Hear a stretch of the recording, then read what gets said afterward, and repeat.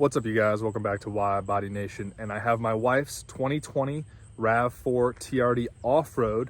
Obviously it's a Toyota, but we put new tires on it at 50,000 miles, and I want to show you guys what I went with, how they fit, how they ride, and why I did not just replace them with OEM or just like an OEM type replacement. We did get the Toyo open country AT3s, which I have ran on my Dodge Ram dually before as well, but this is obviously much different than that dually. So I'll tell you guys about these tires while I show you them as well.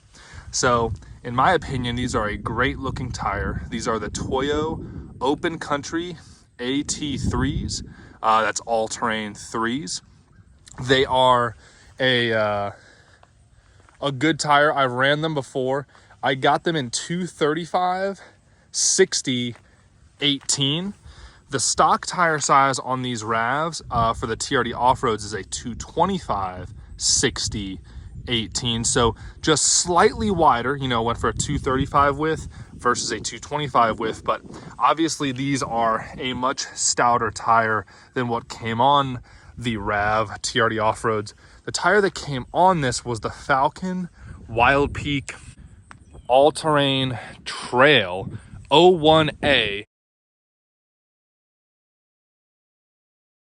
which was the OEM specific version of the Wild Peak AT trail. And in my opinion, yes, they were cool for OEM tires, but they really did not get the job done in the snow, even though they were 3-peak mountain snowflake rated, which, if you guys are wondering, these are also 3-peak mountain snowflake rated, which basically means that they are suitable for snow service, but they are not a dedicated snow tire. So as you guys can see, they do not have any vertical tread blocks that would be characteristic of a summer or even an all-season tire.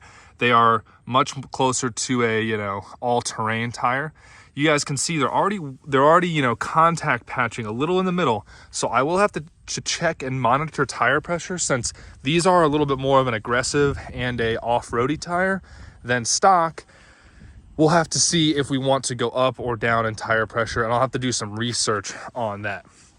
As far as rubbing, any type of rubbing or contact, we have had none. I just did a full U-turn with lockout while we were driving back from the car wash, and we did not have any type of rubbing or anything like that. There's plenty of rim, you guys can see right here, around there. It's not bad at all, folks. So just to reiterate, 235 60 18, and this is what it looks like. As far as how it looks from like behind, you guys can see like right there. I'll zoom back out.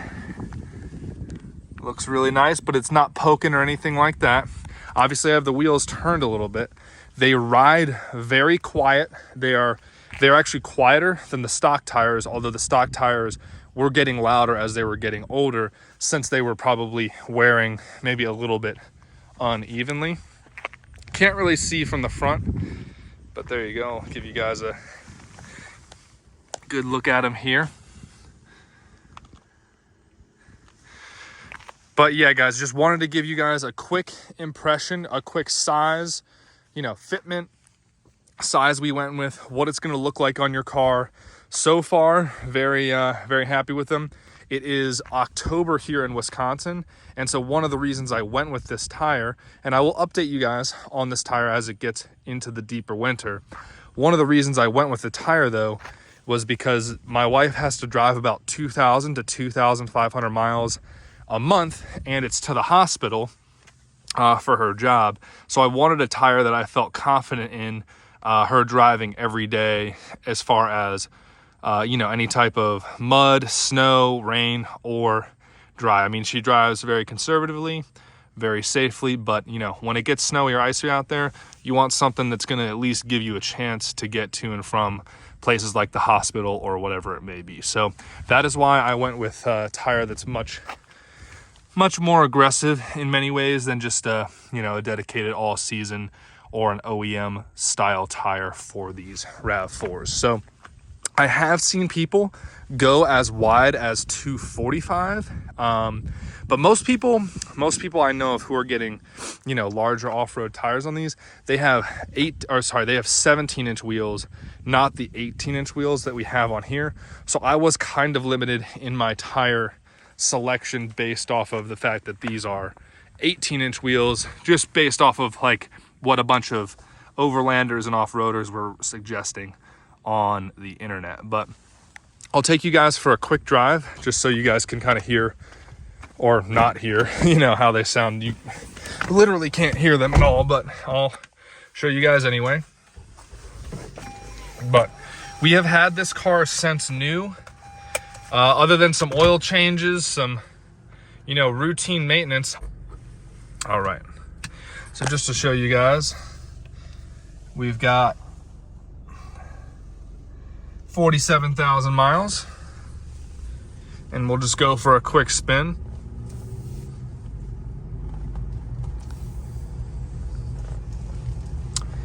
Like I said, those stock tires, the Falcon Wild Peak AT Trail 01A, they lasted, you know, to 47,000 miles.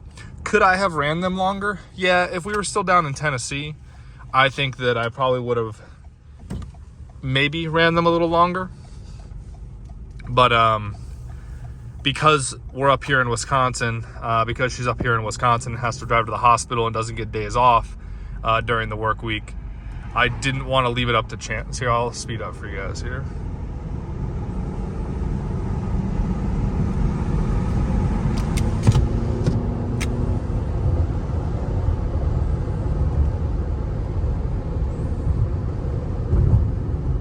Now keep in mind, these tires are new.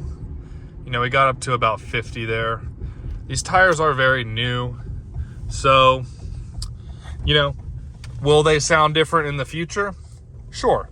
A lot of that is going to be if we do our good tire rotations and make sure tire pressure stays where it should be, especially if the tires decide to wear unevenly at first. We need to make sure we correct that with good rotations and correction of air pressure.